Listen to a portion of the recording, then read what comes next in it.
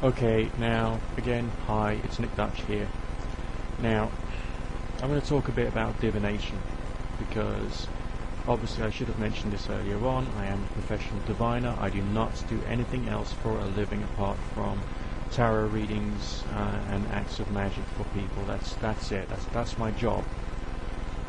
It's not a great living. I do not make enough money to be able to have a good quality life, go on holidays, go out all the time, and all the rest of it. The hours I work are incredibly long, and it's incredibly lowly paid. But it's not the kind of work you do for a living. It's not the kind of work you do for money. It's not the kind of work you do for a good quality long-term career. I can just about keep my bills paid, basically, and that's if I'm lucky. But anyway, divination and how it's done.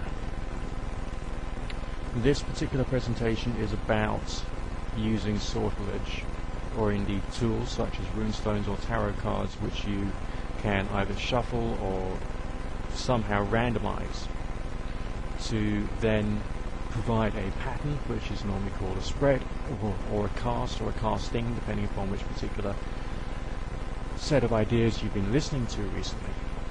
And there are two particular theories about using tarot and runes to be able to get a particular result in the form of your divination. It should be, dead easy to you, complete no-brainer to realize you can use the same or similar methods with tea leaf reading, coffee ground reading, and all the rest of it, okay?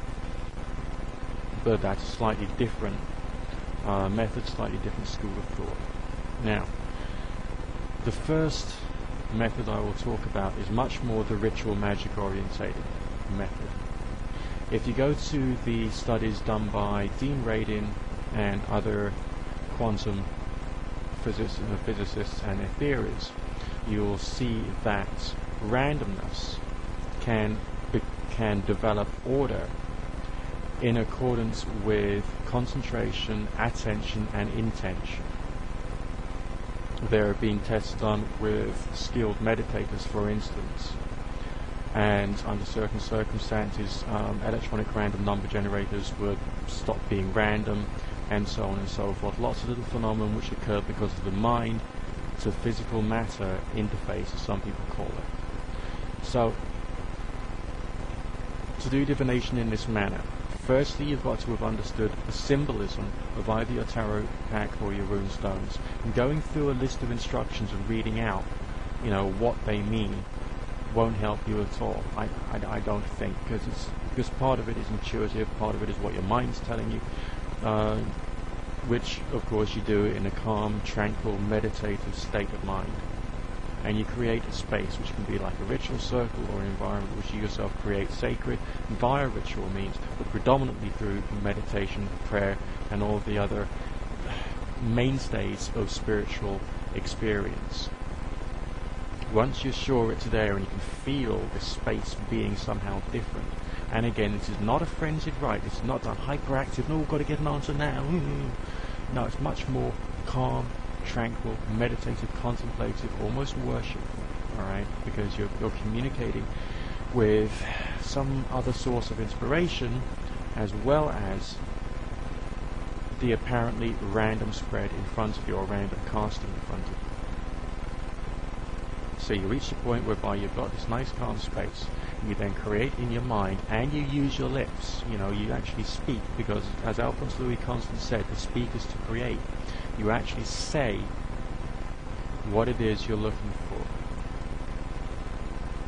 Then you shuffle like mad, focusing on what you've just said, or you stir up your runestones like mad, creating randomness out of a previously ordered pattern. As many times you cut, as many times you divide, as many times, and you move them around as many times as you can. Then you create your cast, you create your spread, and from the symbols you've got, bearing in mind you know the meanings of the symbology and how complex it is, you will then get your answer. What you should do at that point is to essentially write down what the reading is telling you, not what you're telling the reading to tell you, but what the reading is telling you. Alright, both from any higher sources as well as from the reading itself. And then come back to that answer later on. You know, close your circle, close your temple, close your sacred space, finish it off through undoing or doing your ritual bit backwards. And then with your written record of what the reading is about, you know, go away, have a nice cup of tea, go for a walk with the dogs, whatever it is you have to do to clear your mind, and then come back to the reading and try and see that in a different state of mind, in a different frame of mind. And then you will see whether there can be a correlation there or there might not be a correlation there or something useful. Do not throw the results of your reading away. Keep it folded up or in a folder or in a drawer somewhere, and then refer back to it as time goes by and see how useful that can be. That's the method of using sortilege, pure and simple. Now the other method is what's called the assisted clairvoyance side of things, in which you're using not your physical body, not the mind the way you normally would, but some variety of almost remote viewing. Alright, in which case you don't have to shuffle anywhere near as much.